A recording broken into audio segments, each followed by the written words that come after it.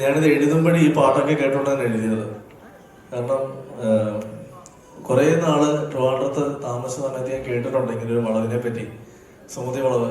അന്ന് ഒരു തവണ അവിടെ പോകാനുള്ളൊരു ഭാഗ്യം ഉണ്ടായി. അതിനുശേഷം ഒരു 5 ദിവസം മുന്നേ ഈ സിനിമയിൽ വർക്ക് ചെയ്യുന്ന കുറച്ച് ആളുകളുമായി വീണ്ടും രാത്രി 12 മണിക്ക് ആ വളവിൽ പോകാനുള്ളൊരു ഭാഗ്യം എനിക്ക് കിട്ടി. അടിക്കണ്ട, അതിനേക്കാൾ അടിച്ച് നെഞ്ചിടിച്ചിട്ട് ഞങ്ങൾ പോയത്. പക്ഷെ ഈ ഒരു സിനിമ സംസാരിക്കുന്ന വിഷയം നമ്മൾ കേട്ടിട്ടുള്ള അല്ലെങ്കിൽ നമ്മൾ ഈ യൂട്യൂബിലൊക്കെ കാണുന്ന തിരുവനന്തപുരത്തുള്ള സുമതി വളവിനെ പറ്റിയല്ല ഞങ്ങൾ ഈ സിനിമ സംസാരിക്കുന്ന ഒരു വിഷയം. ആ ഒരു നമ്മൾ കേട്ട് പറഞ്ഞേക്കുന്ന ആ ഒരു പേടിയെ മാത്രം എടുത്തിട്ട് ഞങ്ങൾ അതിനെ ഒരു ഫിക്ഷണൽ സ്റ്റോറിയിലേക്ക് മാറ്റിയിട്ടാണ് ഞങ്ങൾ ഈ സിനിമ ചെയ്യുന്നത്. കുറച്ച് മുന്നേ ഞാൻ പറഞ്ഞ പോലെ തന്നെ വലിയ തയ്യാറെടുപ്പുകൾ വേണം എന്ന് പറയാനുള്ള ഒരു പ്രധാനപ്പെട്ട കാരണം ഇന്നിവിടെ ഏറ്റവും കൂടുതൽ പാടിക്കേട്ട പാട്ടുകളിൽ ഒരു പാട്ടായിരുന്നു വിനയൻ സാറിന്റെ തന്നെ പുതുമഴയായി ആകാശങ്ങലെ പാട്ട്. അതേപോലെ ഏറ്റവും കൂടുതൽ തവണ മാറി മാറി മാറി ഇവിടെ ഇട്ടൊരു പാട്ടാണ് മണിച്ചിത്രത്താഴിലെ ഒരു മുறை വന്ന് പാർത്തായി പഴന്തമിഴ് പാട്ടുണ്ട്. അതിന്റെ ഒരു കാരണം ഞങ്ങൾ പറയുന്നത്, ഈ സിനിമ ഞങ്ങൾ പറയുന്ന ഒരു കാലഘട്ടം 93 കാലഘട്ടമാണ്.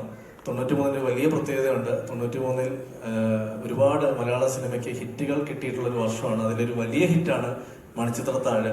അപ്പൊ ആ സിനിമ റിലീസായ വർഷം സംഭവിക്കുന്ന കഥയായിട്ടാണ് ഞങ്ങൾ അതിനെ സെറ്റ് ചെയ്തിരിക്കുന്നത്. ഒരു ഭാഗം 93 മറ്റൊരു പ്രത്യേകതയുണ്ട്. വിഷ്ണു ശശിശേഖരന്റെ അച്ഛന്റെ ആദ്യ സിനിമ സംഭവിച്ച വർഷം കൂടെയാണ്. അതിന് നാഷണൽ അവാർഡ് കിട്ടിയ വർഷമാണ്.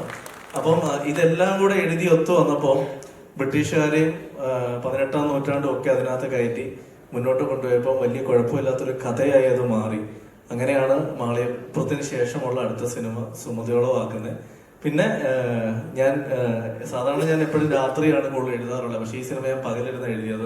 കാരണം അത് എഴുതി വരുമ്പോൾ എനിക്ക് പേടിച്ചാൽ മാത്രമേ തിയേറ്ററിൽ ഇരിക്കുന്ന പ്രേക്ഷകർ പേടിക്കൂ, അല്ലെങ്കിൽ ഞാൻ കഥ പറയുമ്പോൾ വിഷ്ണു പേടിക്കും എന്നുള്ളതുകൊണ്ട് ഉറപ്പുള്ളതുകൊണ്ട് തന്നെ ഞാൻ രാത്രി ഒന്നും എഴുതാൻ പോയില്ല. കാരണം എനിക്ക് നല്ല പേടി എനിക്ക് വരും. അതിന് പകൽ എഴുതിയിട്ട് ഇതിന്റെ റീവർക്ക് മുഴുവൻ ഞാനും വിഷ്ണുവും ചേർന്ന് രാത്രിയിലാണ് ചെയ്തത്.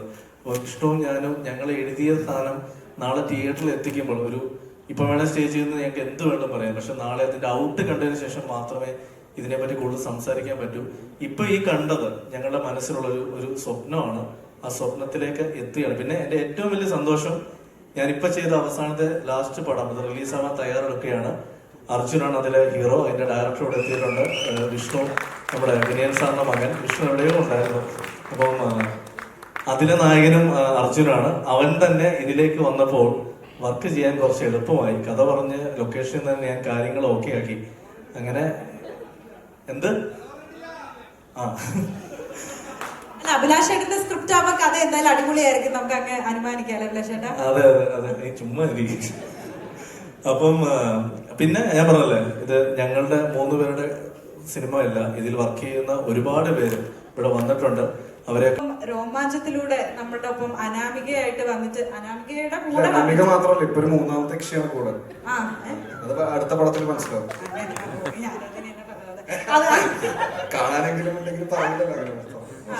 അതിനുശേഷം പിന്നെ നമ്മുടെ ചാത്തന്റെ ഒപ്പം വന്ന് നമ്മളെ വീണ്ടും പേടിപ്പിച്ചു. ഇതിപ്പോ എന്താണ് ചേട്ടാ, സുമതി വളവില് സുമതിനൊപ്പം വന്നിട്ട് പേടിപ്പിക്കാനാണോ ചേട്ടന്റെ പ്ലാൻ? കഥ പറഞ്ഞിട്ടില്ല. അല്ല, എനിക്ക് സത്യം പറഞ്ഞാൽ കഥയൊക്കെ അറിയാം.